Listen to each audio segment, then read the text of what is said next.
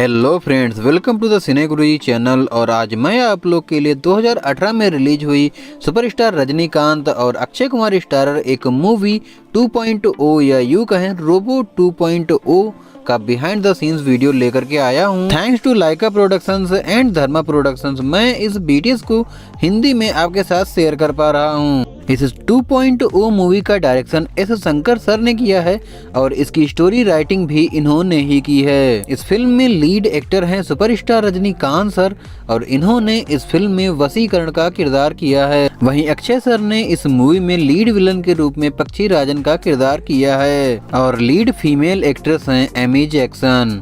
इस फिल्म की शुरुआत में जो सड़कें और जो स्टोर्स आपको देखने को मिलते हैं जहां से काफ़ी सारे फ़ोन उड़ कर के जाते हैं, वो असल में नहीं है, उसे ईवीपी फिल्म सिटी में तैयार किया गया था। इस फिल्म में दिखाया गया कई एक्शन सीक्वेंस इसी सेट पर शूट किए गए थे।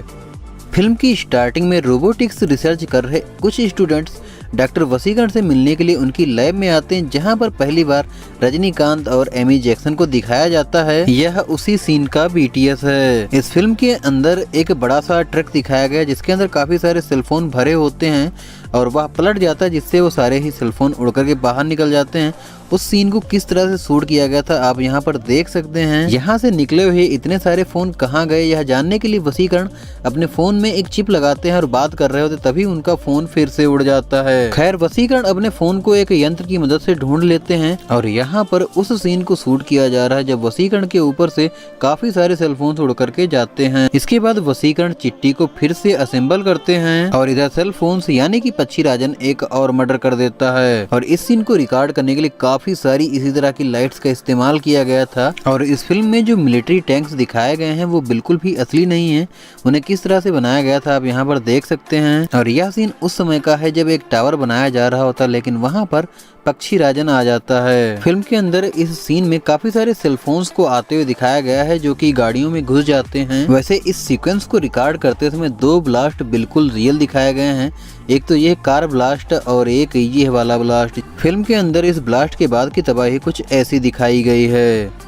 इसके बाद उस पक्षी का हमला शहर के ऊपर होता जहां काफी सारे लोग सेलफोन खरीद रहे होते हैं और यह सीक्वेंस कुछ इस तरह से रिकॉर्ड किया गया है। यह सीन उसी समय का है जब पक्षी राजन शहर के अंदर आता है और एक बिल्डिंग के पास से गुजरता है और कुछ लोगों को अपने पंजे में दबाकर ऊपर ले जाता है और फिर छोड़ देता है। और यहीं पर इस मूवी में रोबोट चिट्टी आता है और इन सभी को बचा लेता है। और उस बिल्डिंग के अंदर भागते हुए रोबोट चिट्टी का जो सीन है उसे कुछ इस तरह से रिकॉर्ड किया गया है। यहाँ आप देख सकते हैं बैकग्राउंड में पूरा ग्रीन स्क्रीन लगा हुआ है।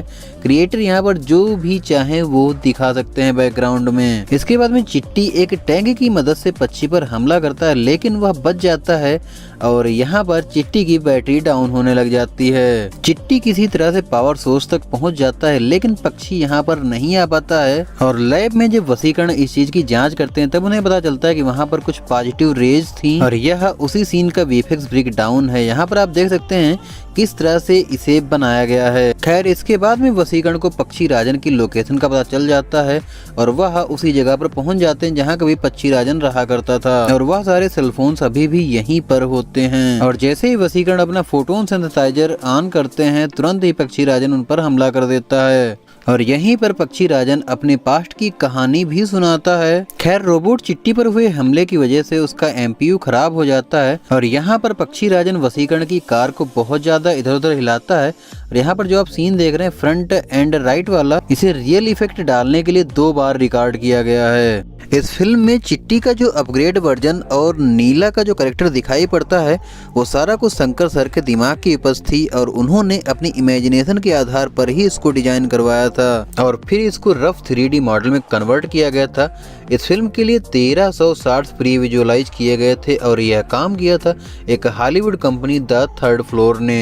अक्षय का जो लुक है इस मूवी में पहला वाला, उसे किस तरह से तैयार किया जाता था आप यहाँ पर देख सकते हैं, जहाँ पर सबसे पहले तो सर को ढकना रहता था और उसके बाद में काफ़ी सारे प्रोस्थेटिक्स डिजाइंस, अलग से विक्स, सारी चीज़ें लगानी होती थी और उसके बाद में यह लुक निकल के सामने आता था।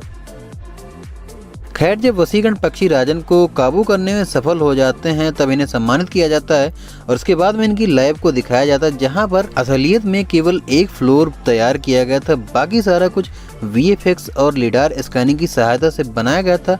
लेकिन फिल्म में आपको यह लैब 3 फ्लोर की दिखाई देगी। और जब वसीकरण का ही एक विरोधी पक्षीराजन को आजाद कर देता है तब पक्षीराजन सीधा वसीकरण के घर पर आ जाता है और वसीकरण के ऊपर हावी हो जाता है। और फिर पक्षीराजन और चिट्टी की लड़ाई होते हुए हम एक पब्लिक प्लेस पर देखते हैं जहां पर पक्षीराजन चिट्टी को बुरी तरह बर्बाद कर देता है। और यहीं पर अक्षय पाजी का दूसरा रूप यानी पक्षी वाला रूप दिखाई पड़ता है।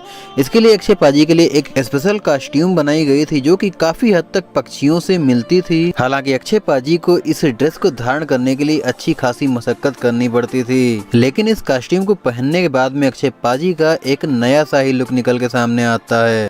इस फिल्म को देखने के बाद में जितना आसान लगता है कि बन गई होगी, बट ऐसा बिल्कुल भी नहीं है, क्योंकि इस फिल्म को रियल 3D में शूट किया गया था।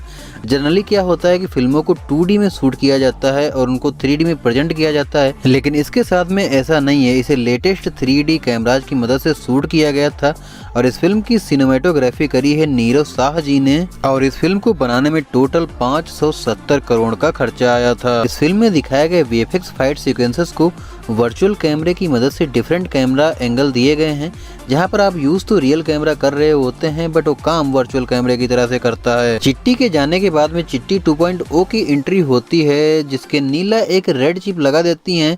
नीला यानी कि एमी जैक्सन। और इस रेड चिप के लगने के बाद में चिट्टी की चाल ढाल बालों का कलर सब बदल जाता है और फिर चिट्टी 2.0 सारे ही रोबोट्स को पक्षी के खिलाफ लड़ने के लिए तैयार करने लगता है। फिल्म के अंदर सामने वाला रोबोट आपको लेफ्ट राइट करते हुए नजर आएगा, लेकिन वह अपने आप लेफ्ट राइट नहीं करता, बल्कि हरे कपड़े पहने हुए 2 बंदे उसको लेफ्ट राइट करवाते हैं। इस 2.0 मूवी की 3D शूटिंग के बारे में रजनीकांत सर बताते हैं कि यह पहला 3D शॉट था जो कि उन्होंने छोटी स्क्रीन पर देखा था 3D में। इस फिल्म का क्लाइमैक्स दिल्ली के जवाहरलाल नेहरू स्टेडियम में रिकॉर्ड किया गया था, जिसमें स्टेडियम का काफी सारा पार्ट है और थोड़ा सा पार्ट एक मैच का रिकॉर्ड किया गया है। और यहीं पर क्लाइमैक्स में दिखाए गए काफी सारे एक्शन सीक्वेंस भी रिकॉर्ड किए गए हैं। यह सीन उस समय का है जब पक्षी स्टेडियम के सारे दरवाजे मोबाइल से बंद कर देता है और स्टेडियम में भगदड़ मच जाती है। खैर, भगदड़ के साथ ही रजनी सर यानी कि चिट्टी 2.0 की भी एंट्री हो जाती है और वह एक ऑक्टोपस कैमरे पर लटकते हुए पहुंच जाते हैं पक्षी के पास में। और फिर यहाँ पर पक्षी और चिट्टी 2.0 का अच्छा खासा कन्वर्सेशन होता है और तभी चिट्टी गोली चलाता है वर्चुअल तरीके से अपनी उंगलियां दिखा के, जो कि फिल्म में कुछ इस तरह से दिखेगी। जब पक्षीराजन पक्षी का रूप धारण करता है तब चिट्टी एक स्फेरिकल रूप ले लेता है और काफी सारी गोलियां चलाने लगता है। और इस वाले सीन को स्टेडियम में रिकॉर्ड न करके बाहर एक स्टेडियम जैसा सेट बना करके रिकॉर्ड किया गया है। चिट्टी जब अपना मैग्नेटिक मोड ऑन करता है तब कुछ गाड़ियां आकर के उसके शरीर में लग जाती हैं और उन्हीं में से एक व्यक्ति कूदता है, जिसे कुछ इस तरह से कूदाया गया था उस गाड़ी से।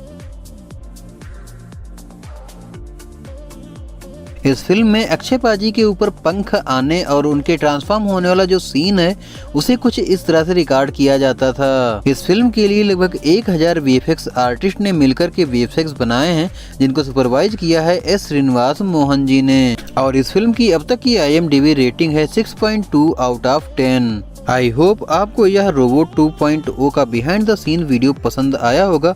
अगर पसंद आया हो तो लाइक जरूर से कर देना और अगर कुछ बताना चाहते हो तो कमेंट बॉक्स में बताओ। और हाँ, अगर आपने हमारे चैनल को अभी तक सब्सक्राइब नहीं किया, सब्सक्राइब करके बेल आइकन पर ऑल कर लो। मिलेंगे नेक्स्ट वीडियो में, तब तक के लिए थैंक्स फॉर वॉचिंग।